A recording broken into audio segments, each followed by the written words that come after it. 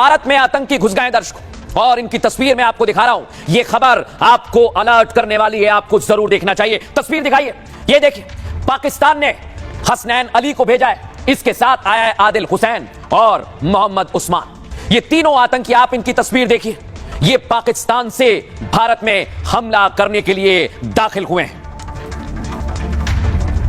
अब मैं आपको बताने वाला हूं ये कहां से घुसे हैं। देख रहे हैं आप, नेपाल बॉर्डर, यानी जम्मू कश्मीर, जहां हमारी सीमा पाकिस्तान से लगती है, वहां से जब इनको कामयाबी नहीं मिली तो इन्होंने नेपाल का रास्ता चुना है, और नेपाल के रास्ते इन्होंने भारत में घुसपैठ की है और अलर्ट पर हैं इस समय।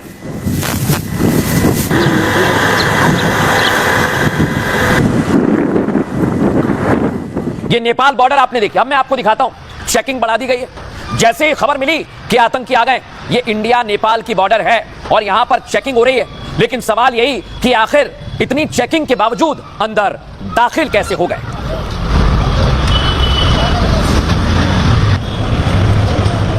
अब मैं आपको बताऊंगा ये आतंकी भारत में दाखिल क्यों हुए, इनकी मंशा क्या है, इनके मंसूबे क्या है। इस समय बिहार में चुनाव की सुगबुगाहट है। चाहे प्रधानमंत्री नरेंद्र मोदी हो या विपक्ष के नेता, महागठबंधन के नेता तेजस्वी राहुल, सभी इस समय रैलियां कर रहे हैं। तो क्या आतंकियों के निशाने पर बिहार चुनाव में आने वाले नेता हैं? क्योंकि सिर्फ और सिर्फ पीएम मोदी और विपक्ष के नेता नहीं है, यहां पर कई बड़े नेता पहुंचेंगे। आपको दिखाता हूं कौन कौन बिहार में पहुंचने वाला है। देख रहे हैं आप, योगी आदित्यनाथ पहुंचेंगे, जो हिट लिस्ट में रहते हैं आतंकियों के। गृह मंत्री अमित शाह पहुंचेंगे, और इसलिए कहा जा रहा है ये आतंकी आखिर दाखिल क्यों हुए हैं, क्या इनके निशाने पर सियासी नेता हैं। लेकिन मैं एक बात बताना चाहता हूं, जहां से इनको सब कुछ जानकारी मिलती है और सब कुछ इनका रिमोट यहीं से चलता है। देख रहे हैं आप, यह है मसूद, हाफिज और मुनीर, और यहीं से रिमोट चलता है इनका।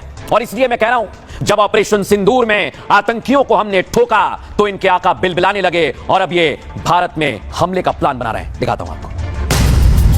मोदी जो चाहे किए चला जाता रहे, याद रखें कि वो वक्त आने वाला है। मोदी अगर दोबारा से हिम्मत करेगा तो इस मर्तबा इंशाअल्लाह अज़ीज हम रुकेंगे नहीं। आतंकिस्तान पास नहीं आ रहा है। भारत के खिलाफ मुनीर और आतंकी एकजुट हो गए। मुनीर, हाफिज और मसूद अजहर को भारत के खिलाफ जहर उगलने के लिए सरकारी मंच दे रहा है। ये आतंकी पाकिस्तानी हुक्मरान भारत के ऑपरेशन सिंदूर से बिलबिलाए हुए हैं। ने पाकिस्तान के आतंकी और सैन्य ठिकानों पर अभी सिर्फ स्थगित किया है। कश्मीर आतंकवाद से मुक्त होकर रहेगा, और होकर यह नया भारत है जो आतंक के खिलाफ सरहद के इस पार और उस पार दोनों तरफ प्रभावी कार्रवाई करेगा। भारत साफ कर चुका है कि आतंकवाद के खिलाफ ऑपरेशन सिंदूर जारी रहेगा। ऐसे में दुश्मनों की जमीन में छिपे आतंकियों ने भारत में घुसपैठ की कोशिश के नए रास्ते खोज निकाले हैं। अभी तक जो आतंकी भारत में घुसने के लिए कश्मीर का रास्ता अपनाते थे, अब वो इंडिया नेपाल बॉर्डर से घुसपैठ करने लगेंगे। दोनों देशों में किस तरीके से हाथ मिलाने का जो सिंबल है वो दिखाई दे रहा है आपको। तमाम जो पर्यटक आते हैं वो भी यहाँ पे देखिए सेल्फीज लेते हैं, फोटोज लेते हैं, और इसी के साथ साथ जिस तरीके से अगर बात की जाए तो लोग भी जाते रहते आते रहते हैं, यानी कि उनसे कोई कुछ पूछने वाला नहीं है। खतरे की बात ये कि तीनों आतंकी भारत में घुस चुके हैं, आपके बीच कहीं छिपे हुए हैं। इनसे सतर्क रहना है जब तक ये ठोके नहीं जाते। अब मैं आपको बताता हूं दर्शकों, ये आतंकी भारत में कैसे दाखिल हुए, कहां से दाखिल हुए, और इनके निशाने पर क्या क्या हो सकता है। दिखाता हूं आपको। ये देख रहे हैं आप, ये बिहार है, और बिहार से नेपाल की सीमा लगती है। ये पूरी 729 किलोमीटर की, यानी बिहार नेपाल सीमा से ये दाखिल हुए। अब जो जिले हैं मैं आपको बता रहा हूं, देखिए, सीतामढ़ी, मधुबनी, सुपौल, अररिया, किशनगंज, और बताया जा रहा है पश्चिमी चंपारण और पूर्वी चंपारण से भी ये जो 7 जिले हैं ये बॉर्डर से लगे हुए हैं, और आतंकी यहीं से दाखिल हुए हैं। लेकिन अब सोचिए, ये घुस तो आए तो ये कहां कहां जा सकते हैं। अब मैं आपको बताता हूं, क्या ये बिहार में रुक जाएंगे, या बिहार से उत्तर प्रदेश चले जाएंगे, या उत्तर प्रदेश के बाद जो बिहार की बॉर्डर लगती है झारखंड से, क्या ये झारखंड चले गए, क्या ये पश्चिम बंगाल चले गए, क्या इनके निशाने पर मध्य प्रदेश है, या फिर इनके निशाने पर दिल्ली है, पंजाब है। और इतना ही नहीं, देश के किसी भी हिस्से में या आपके शहर में भी हो सकते हैं। इसलिए कह रहा हूं कि अलर्ट जारी कर दिया है। लेकिन अब मैं आपको बताता हूं ये आखिर 3 आतंकी कौन हैं और कैसी कैसी तैयारी है, पुलिस इस समय क्या कर रही है, आपके पास जानकारी होनी चाहिए। अब मैं आपको बताने वाला हूं। ये देख रहे हैं आप, ये तीनों आतंकियों के फोटो मैं आपको दिखा रहा हूं। पाकिस्तान में पल रहे आतंकी नई नई साजिश कर रहे हैं। बिहार में नेपाल के रास्ते 3 आतंकी घुसकर आए हैं, और ये तीनों आतंकी जैश ए मोहम्मद से जुड़े हुए हैं। बड़ी बात क्या, पुलिस ने जिन आतंकियों की फोटो जारी की है जो मैं आपको दिखा रहा हूं, उसमें से एक का नाम है हसनैन अली, जो रावलपिंडी का रहने वाला है। दूसरा आदिल हुसैन जो उमरकोट से ताल्लुक रखता है, और तीसरा है मोहम्मद उस्मान, ये बहावलपुर का रहने वाला है। खबर है कि इन तीनों ने भारत में घुसने के लिए मोतिहारी को चुना है और मोतिहारी के रक्सौल बॉर्डर से ये बिहार में आ गए।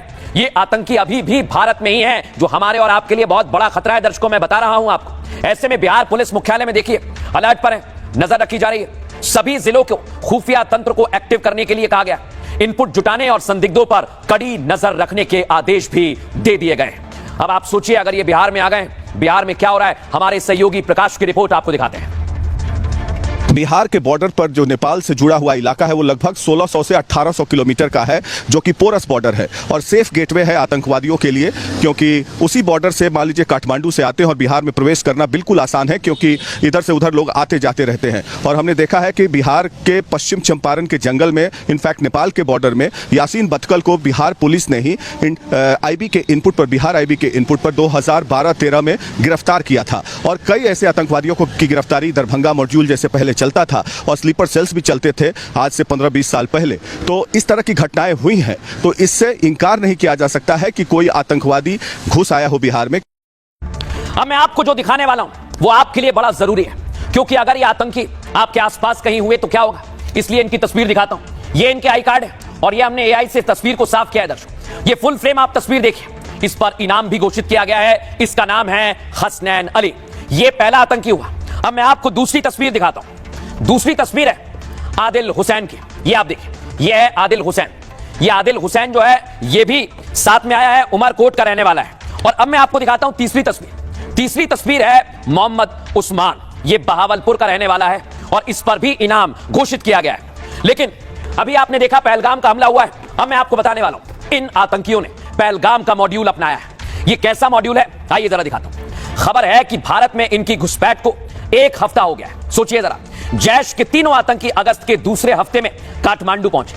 वहां से पिछले हफ्ते ही ये बिहार में घुस गए और आतंकियों ने घुसपैठ के लिए पहलगाम जैसा मॉड्यूल अपनाया है। पहलगाम हमले में शामिल आतंकी भी पहले ही भारत में घुस आए थे। अब पाकिस्तानी आतंकी किसी भी भेष में आपके बीच हो सकते हैं। देख रहे हैं आप, ये कहीं रेलवे स्टेशन पर, किसी संदिग्ध घर में, मेट्रो स्टेशन पर हो सकते हैं। आपको अलर्ट पर रहना है। ये आतंकी भारत के किसी भी कोने में हो सकते हैं और आशंका है कि आतंकी बिहार में बड़ी वारदात को अंजाम दे सकते हैं। इनका मकसद बिहार में किसी बड़ी घटना को अंजाम देना है। और बिहार में घुसे हुए इन 3 आतंकियों के पासपोर्ट भी बरामद किए गए। मोतिहारी पुलिस ने तीनों आतंकियों पर 50,000 रुपए का इनाम घोषित किया है। साथ ही तीनों आतंकियों की खोज के लिए जिले भर में पुलिस, सशस्त्र सीमा बल और अन्य सुरक्षा एजेंसियां जुटी हुई हैं। भारत नेपाल की सीमा इस वक्त हाई अलर्ट पर है। भारत नेपाल सीमा पर सघन जांच अभियान चलाया जा रहा है। और आपको यह बताता हूं कि भारत और नेपाल के बीच ओपन बॉर्डर है, यानी कोई आ जा सकता है आराम से। इससे नेपाल से बिहार के रास्ते भारत में एंट्री काफी आसान होती है और नेपाल सीमा की पगडंडी के रास्ते घुसपैठ की आशंका है। लग रहा है कि ये भी वहां जो गांव होते हैं आसपास, वहीं से दाखिल हुए हैं। दर्शकों, मैं बता रहा हूं आपको, ये पगडंडियां घुसपैठ करने वाले गांव के लोगों से आसानी से पैसों का लालच देते हैं और फिर घुस जाते हैं। संभव है तीनों आतंकी इसी पगडंडी के रास्ते भारत में दाखिल हुए, या फिर इन्होंने भारत में घुसपैठ के लिए डंकी रूट का इस्तेमाल किया हो। इसके अलावा काठमांडू में ट्रैवल एजेंट भी भारत में एंट्री कराते हैं। ये फर्जी नेपाली नागरिकता और भारतीय पहचान पत्र के साथ आ सकते हैं। सावधान आपको कर रहा हूं, इसलिए सुरक्षा में सीमा पर जांच तेज कर दी गई है। अब मैं आपको बताता हूं, खबर यह है कि ये मोतिहारी से दाखिल हुए। मोतिहारी के एसपी इस पूरे मसले पर क्या कह रहे हैं, सुनिए जरा। बिहार के बॉर्डर पर जो नेपाल से जुड़ा हुआ इलाका है वो लगभग 1600 से 1800 किलोमीटर का है, जो कि पोरस बॉर्डर है और सेफ गेटवे है आतंकवादियों के लिए, क्योंकि उसी बॉर्डर से मान लीजिए काठमांडू से आते हैं और बिहार में प्रवेश करना बिल्कुल आसान है, क्योंकि इधर से उधर लोग आते जाते रहते हैं। और हमने देखा है कि बिहार के पश्चिम चंपारण के जंगल में, इनफैक्ट नेपाल के बॉर्डर में, यासीन बतकल को बिहार पुलिस ने ही आईबी के कोई भी आतंकवादी की अब खैर भारत की भूमि पर नहीं है। यह मोदी की सरकार है और गृह मंत्री अमित शाह जी की निगाह सीमा के एक एक इंच पर है। जरूरत पड़ा तो उसको जहन्नुम में भी भेजेंगे। देखा आपने, ये गृह राज्य मंत्री हैं, वो कह रहे हैं कि जहन्नुम में भेजेंगे। लेकिन मैं आपको एक बात बताना चाहता हूं, अभी भी अलर्ट पर है हमारे सैनिक। देख रहे हैं आप, बांदीपोरा में भी घुसपैठ की कोशिश की गई थी, उसे हमने नाकाम किया। उरी में कोशिश की गई, उसे हमारे सैनिकों ने नाकाम किया। लेकिन अब मैं आपको बताता हूं अभी कैसी सुरक्षा की जा रही है। दिखाइए जरा, ये आप देखिए, मौसम कोई भी हो, इस तस्वीर को फुल फ्रेम दिखाइए। देख रहे हैं आप, बारिश का मौसम है और हमारे जवान आपकी सुरक्षा में, घुटनों तक पानी है, घुटनों तक, और यहां पर सुरक्षा में तैनात हैं। यानी आपको चिंता करने की जरूरत नहीं है। और इसलिए मैं कह रहा हूं कि अभी हमारे सैनिक आपकी सुरक्षा में तैनात हैं। लेकिन मैं आपको बताता हूं कि सीमा पर कौन से सैनिक तैनात रहते हैं, क्योंकि आतंकी कहीं से भी आ सकते हैं। भारत की जमीनी सीमाएं 7 देशों से लगती हैं। इन देशों में चीन है, पाकिस्तान है, बांग्लादेश है, नेपाल, भूटान, म्यांमार और अफगानिस्तान। अब नेपाल भूटान बॉर्डर पर एसएसबी को सुरक्षा का जिम्मा दिया गया है। पाकिस्तान, अफगानिस्तान, बांग्लादेश बॉर्डर पर बीएसएफ तैनात रहती है। भारत तिब्बत सीमा पर आईटीबीपी का जिम्मा है, उनकी जिम्मेदारी है सुरक्षा। म्यांमार बॉर्डर पर असम राइफल्स तैनात होती है, यानी अलग अलग बॉर्डर पर इस समय सैनिकों को तैनात कर दिया गया है। अब मैं आपको बताता हूं, हमने आज लोगों से भी बात की, क्योंकि ये कहीं भी छिपे हो सकते हैं। लोग क्या कह रहे हैं, सुनिए जरा। आज देश जिनके नेतृत्व में है वो पूरे भारत का नागरिक 100% सुरक्षित है।